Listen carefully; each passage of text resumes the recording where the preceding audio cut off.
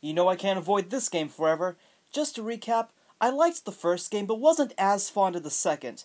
The third game kinda hits the mark in the middle. It's still pretty scary, but it still has a few issues, but not that many. The premise is that 30 years after the events of the last two games, some greedy numbnuts decides to make a theme park horror attraction based off the Freddy Fazbear's lore using actual relics from the restaurant.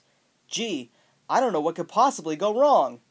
So you're hired to play the part of a security guard, not only to be an authentic part of the attraction, but to keep watch over all the systems, because some things will start malfunctioning, such as the video feed and the ventilation systems, so you need to look to the other monitor on the left to fix them. No, there are no people that visit the attraction, but there is only one major threat, a worn-out animatronic called Springtrap. There are no doors to keep him out of the office, so you have to make use of the audio sound effects to lure him away. He can also get to you from the air vents, so you need to seal off entry points within the vents to stop him. Speaking of which, keeping the ventilation system in good condition is imperative, because you'll start hallucinating for some reason and get jump-scared by phantom characters. They won't kill you, but Springtrap on the other hand is the only character that will give you a game over. A lot of the time, he's hard to see and will often attack you very suddenly, so that adds some challenge, but sometimes it isn't always fair.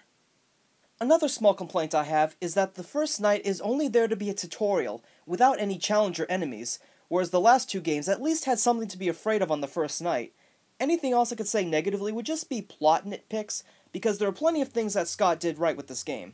The maintenance tasks create a pretty tense distraction, and there was just the right balance of horror.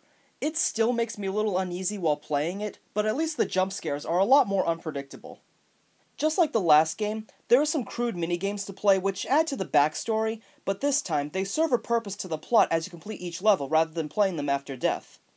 It's pretty obvious that this game had a lot of hype from its fans, and while I personally like it, I think I speak for most when I say that I'm getting tired of the franchise and its formula.